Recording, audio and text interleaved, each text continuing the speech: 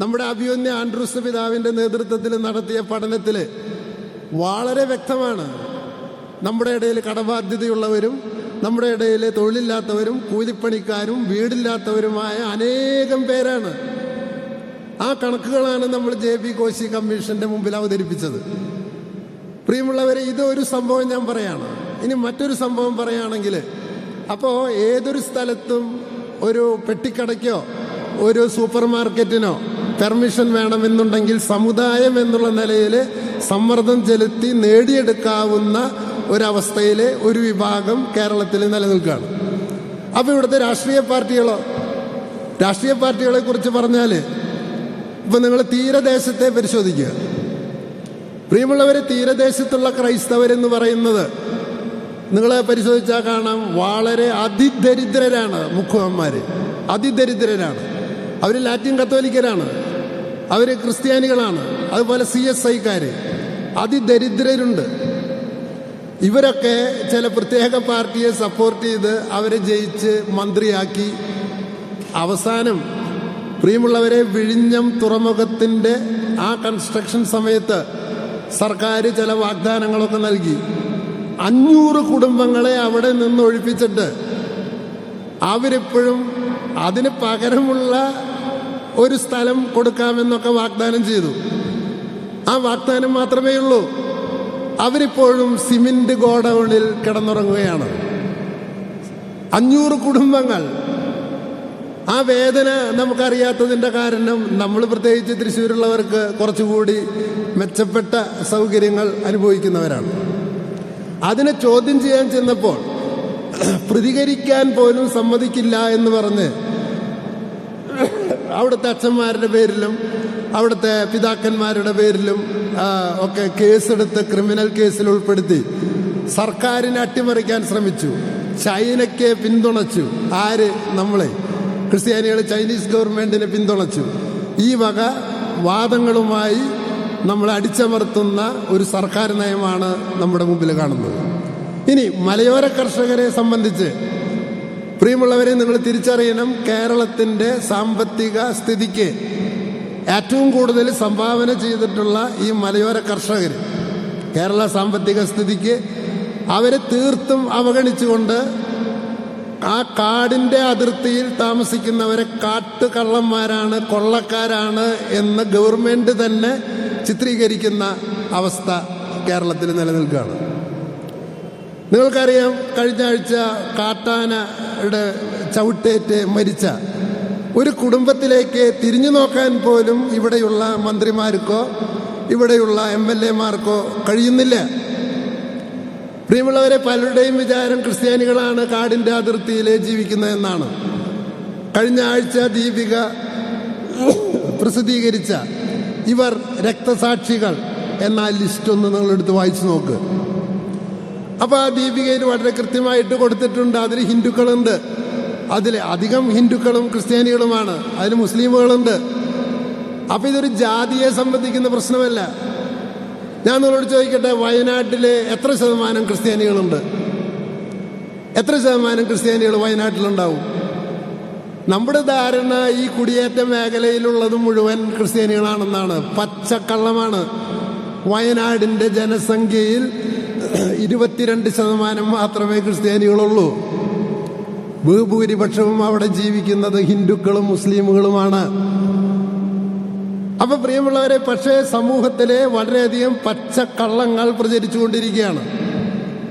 അപ്പോൾ ഞാൻ ഒന്നാമതായി നിങ്ങളോട് സൂചിപ്പിച്ച കാര്യം, ഈ പൂഞ്ഞാറിലെ സംഭവത്തിൽ നിന്ന് ഞാൻ ആരംഭിക്കാൻ കാരണം, ക്രൈസ്തവർക്ക് എതിരായ പലതരത്തിലുള്ള അതിക്രമങ്ങളും ഈ മുസ്ലിം സമുദായത്തിൻ്റെ ഭാഗത്തു നിന്ന് ഉണ്ടായിക്കൊണ്ടിരിക്കുകയാണ്. അപ്പോൾ ഒരിക്കലും നിങ്ങൾ തെറ്റിദ്ധരിക്കരുത്, ഇത് ബഹുഭൂരിപക്ഷം വരുന്ന മുസ്ലിം സമുദായത്തെ പ്രതിക്കൂട്ടിൽ നിർത്തുകയാണെന്ന്. വളരെ ചുരുങ്ങിയ ന്യൂനപക്ഷം, അതായത് അവരെ ഈ അടുത്ത് വർഗീയ കക്ഷിയായിട്ടും അവരക്രമകാരികളായിട്ടും സർക്കാർ നിരോധിച്ച പോപ്പുലർ ഫ്രണ്ട് ഓഫ് ഇന്ത്യ. അപ്പോൾ പ്രിയമുള്ളവരെ, ഒരു ഭാഗത്ത് ഈ സമുദായത്തിൻ്റെ പ്രശ്നം, മറുഭാഗത്ത് നമ്മുടെ കർഷകർ അനുഭവിക്കുന്ന ഈ പീഡനങ്ങളെ ഒരു തരത്തിലും സംരക്ഷിക്കാൻ ഇവിടുത്തെ സർക്കാർ തയ്യാറല്ലാത്ത അവസ്ഥ. ഇവരെപ്പോഴും കേന്ദ്രത്തെ കുറ്റം പറഞ്ഞുകൊണ്ടിരിക്കുകയാണ്. പ്രിയമുള്ളവരെ, വന നിയമം അനുസരിച്ച്, വന നിയമമല്ല, സാധാരണ നിയമം അനുസരിച്ച് ഒരു മനുഷ്യന്റെ ജീവനും സ്വത്തിനും സംരക്ഷണം കൊടുക്കാനുള്ള അവകാശം ഇവിടുത്തെ ഡിസ്ട്രിക്ട് മജിസ്ട്രേറ്റിനാണ്. ഇവിടുത്തെ കളക്ടർ ഉത്തരവിടാണ്. ഇത് നരഭോജിയാണ്, ഇതിനെ വെടിവെച്ച് കൊല്ലണം. അതിനുള്ള അധികാരം കളക്ടർക്കുണ്ട്. അപ്പോഴേക്കും ഒരാൾ എഴുതി, എന്തെന്ന്, ഇത് ആനയോട് സ്നേഹം വേണം നമുക്ക്. പ്രിയമുള്ളവരെ, തമിഴ്നാട്ടിലെ ആനയെ മയക്ക് വെടിവെക്കാൻ പറഞ്ഞപ്പോൾ അവിടുത്തെ ഒരാൾ കൊണ്ടുപോയിട്ട് കേസ് കൊടുത്തു, ഇത് വെടിവെക്കാൻ പാടില്ല എന്ന്. കോടതി അതെടുത്ത് ചവിറ്റുകൊട്ടയിലിട്ടു. കാരണം ജുഡീഷ്യൽ അധികാരത്തിന് എക്സിക്യൂട്ടീവ് അധികാരത്തിന്റെ തീരുമാനത്തെ മാറ്റിക്കളയാനുള്ള അവകാശമില്ല. നിയമപരമായിട്ട് എക്സിക്യൂട്ടീവ് ഒരു തീരുമാനം എടുത്തു കഴിഞ്ഞാൽ പിന്നെ അതിന് സ്റ്റേ കൊടുക്കാനായിട്ട് ഇവിടെ അധികാരമില്ല. അതിന് ഇവിടുത്തെ കളക്ടർക്ക് ഇച്ഛാശക്തി ഉണ്ടാവണമെങ്കിൽ ഇവിടുത്തെ ഗവൺമെന്റ് ഈ കളക്ടറുടെ പിറകിൽ നിൽക്കണം. അതുമില്ല. അപ്പം നമ്മുടെ കർഷകര്, നമ്മുടെ മത്സ്യത്തൊഴിലാളികള്, നമ്മുടെ വൈദികര്, നിങ്ങളൊന്ന് ആലോചിച്ച് നോക്കണം. ഒരു പള്ളിയിലെ വൈദികന് കുർബാന ചെല്ലുന്നത് തടസ്സപ്പെടുത്തിയ, അത് ചോദ്യം ചെയ്യാൻ അവകാശമില്ലാത്ത വിധത്തിൽ നമ്മുടെ നാട് അധപതിച്ചിട്ടുണ്ടെങ്കിൽ അതിവിടുത്തെ സർക്കാരിൻ്റെ പിടിപ്പുകേടാണ് എന്നാണ് ഞാൻ പറയുക. സർക്കാരിൻ്റെ. കാരണം ഇത്തരം സംഭവങ്ങളെ അടിച്ചമർത്താൻ ശക്തമായ ഒരു സർക്കാർ നമുക്കുണ്ടാകേണ്ടത് ആവശ്യമാണ്. പ്രിയമുള്ളവരെ, പാലുളി കമ്മീഷൻ റിപ്പോർട്ട് ഒറ്റയടിക്ക് അത് റിപ്പോർട്ടാക്കി, അതുടൻ തന്നെ നിയമമാക്കി, അതുടൻ തന്നെ നടപ്പിലാക്കാൻ കഴിഞ്ഞു. ഇന്നും നിങ്ങൾ ദീപിക പത്രത്തിൻ്റെ സെൻട്രൽ പേജിൽ വായിച്ചു നോക്കിയാൽ നിങ്ങൾക്കറിയാം. അതായത് ഇന്നും അത് അട്ടത്ത് വെച്ചിരിക്കുകയാണ്. അതിൽ കൃത്യമായിട്ട് ഈ കമ്മീഷനിലെ 3 അംഗങ്ങൾ കൃത്യമായിട്ട് പഠിച്ച് നമ്മുടെ ദുരവസ്ഥയെക്കുറിച്ച് കൃത്യമായിട്ട് പറഞ്ഞിട്ടുണ്ട്. അത് നടപ്പിലാക്കാനുള്ള ഒരു ഇച്ഛാശക്തി ഇവിടുത്തെ സർക്കാരിനില്ല. അത് പ്രസിദ്ധീകരിക്കാനും അതിലത്തെ ആവശ്യങ്ങളെക്കുറിച്ച് പറയാനും. എന്തുകൊണ്ടാണ്? അത് നമുക്ക് കഴിവില്ലാത്തതുകൊണ്ടാണ്. നമ്മൾ രൂപതകളായിട്ടും ഇടവകളായിട്ടും സന്യാസ സഭകളായിട്ടും വിഘടിച്ച് നിൽക്കുകയാണ്. നമുക്ക് പിതാക്കന്മാരുടെ നേതൃത്വത്തിൽ ഒറ്റക്കെട്ടായിട്ട് ഇതിനെതിരെ പോരാടാൻ കഴിയുന്നില്ല എന്നതാണ് നമ്മുടെ പ്രശ്നം. അപ്പോൾ പ്രിയമുള്ളവരെ, ഇതാണ് കേരളത്തിലെ അവസ്ഥയെക്കുറിച്ച് സാമാന്യമായിട്ട് പറഞ്ഞാൽ. ഇനി ഞാൻ അടുത്ത കാലത്തുണ്ടായ ഒരു സംഭവം നിങ്ങളുടെ ശ്രദ്ധയിൽ പെടുത്താണ്. ഇപ്പോൾ ഇന്നലെ ഒരു കോടതി വിധി ഉണ്ടായി. എന്താണ് കോടതി വിധി? വയനാട്ടിലെ ഒരു പള്ളിയുടെ സ്ഥലം 150 രൂപയ്ക്കാണ് കൊടുത്തതെന്ന് പറഞ്ഞ് ആ പള്ളിക്ക് കൊടുത്ത പട്ടയം കോടതി അത് റദ്ദാക്കി. അപ്പം അതിൻ്റെ അടിയിൽ എഴുതിയിരിക്കുകയാണ്, ഇവിടെയുള്ളത് മുഴുവൻ കുരിശ് കൃഷിക്കാരാണ്. പ്രിയമുള്ളവരെ, നിങ്ങളൊക്കെ കുരിശ് കൃഷിക്കാരാണോ? ഞാൻ കഴിഞ്ഞ ആഴ്ച നോർത്ത് ഇന്ത്യയിൽ നിന്ന് പ്രചരിക്കുന്ന ഒരു യൂട്യൂബ് വീഡിയോ കാണാൻ ഇടയായി. എന്താണ് ആ യൂട്യൂബ് വീഡിയോ? ഇന്ന് ഇന്ത്യയിലെ ഏറ്റവും അധികം സമ്പത്തുള്ളത് 100 ലക്ഷം കോടി രൂപയുടെ സമ്പത്ത് കത്തോലിക്ക സഭയ്ക്ക് ഉണ്ട്. ഇതൊക്കെ കട്ടുണ്ടാക്കിയതാണ്.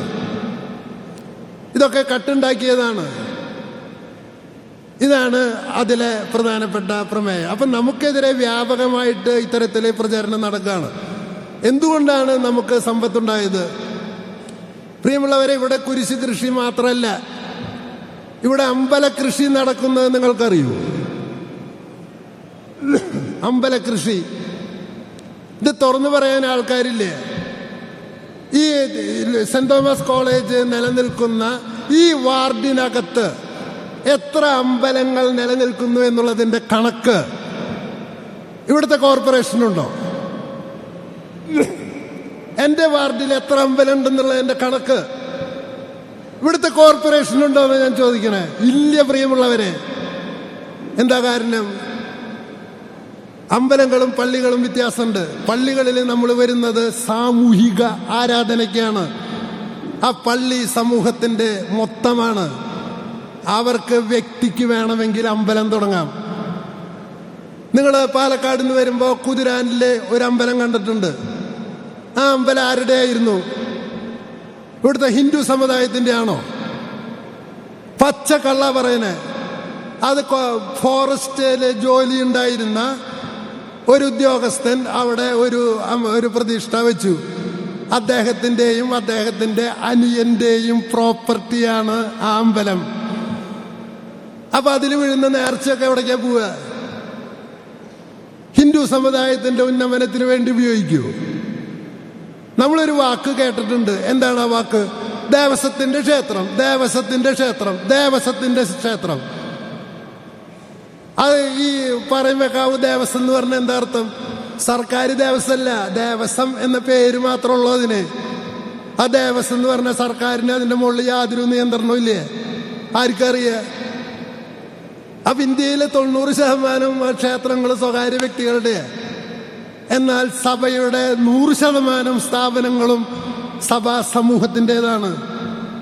അതിലൊരു പൈസ വന്നാല് ആ പൈസ പോകാതെ അത് സ്കൂളുകളായിട്ടും ആശുപത്രികളായിട്ടും അത് വിനിയോഗിക്കപ്പെടും. അതാണ് ഈ ഇന്ത്യൻ സമൂഹത്തെ പടുത്തുയർത്തുന്നതിൽ നിർണായകമായ പങ്കുവഹിച്ചത്. അപ്പൊ അമ്പലത്തിൽ വീഴുന്ന കാശ് വെടിക്കെട്ടിനും ആനയ്ക്ക് തീറ്റ കൊടുക്കാനും ഉപയോഗിക്കുകയും നമ്മുടെ പൈസ നമ്മൾ സ്കൂളുകളും കോളേജുകളും ആശുപത്രികളും കഴിഞ്ഞ 200 വർഷമായി തുടങ്ങിക്കൊണ്ടിരിക്കുകയാണ്. പ്രിയമുള്ളവരെ, എന്നോട് എൻ്റെ ബന്ധുവായ ഒരു സിസ്റ്റർ പറഞ്ഞതാ, ഞങ്ങൾ റിട്ടയർ ചെയ്ത കാശ് വീട്ടിലേക്കല്ല കൊടുക്കുക, പിന്നെന്താ ചെയ്യുക? ആ കാശ് ഇവിടെ ഇടും. പ്രിയമുള്ളവരെ, എനിക്ക് ജോലി ചെയ്തിട്ട് 2-3 കോടി രൂപ കിട്ടിയിട്ടുണ്ട്. അതൊക്കെ എവിടേക്ക് കൊടുത്തു? എൻ്റെ മക്കളെ കല്യാണം കഴിക്കാൻ ഇതിനൊക്കെ ചെലവഴിച്ചു. പക്ഷെ ഈ സിസ്റ്റേഴ്സ് 33,000 സിസ്റ്റേഴ്സ് ഉണ്ട് ഇന്ന് ഇന്ത്യയിൽ. അവർ ജോലി ചെയ്യുന്ന പൈസയൊക്കെ മിച്ചം വരുന്നതൊക്കെ അസറ്റായിട്ട് മാറും. ഞാൻ ഇടയ്ക്കിടയ്ക്ക് പറയാറുണ്ട്, നമ്മുടെ പള്ളിയിലെ സ്വത്ത് കളയണമെങ്കിൽ വേറൊന്നും ചെയ്യണ്ട, ഈ കാണുന്ന അച്ഛന്മാരെയൊക്കെ എന്ത് ചെയ്താൽ മതി? കല്യാണം കഴിച്ച് വിട്ട് കഴിഞ്ഞാൽ അതൊക്കെ വീട്ടുകാരായിട്ട് കൊണ്ട് പൊക്കോളും, ഇതില്ലാണ്ടായിക്കോളും എന്ന്.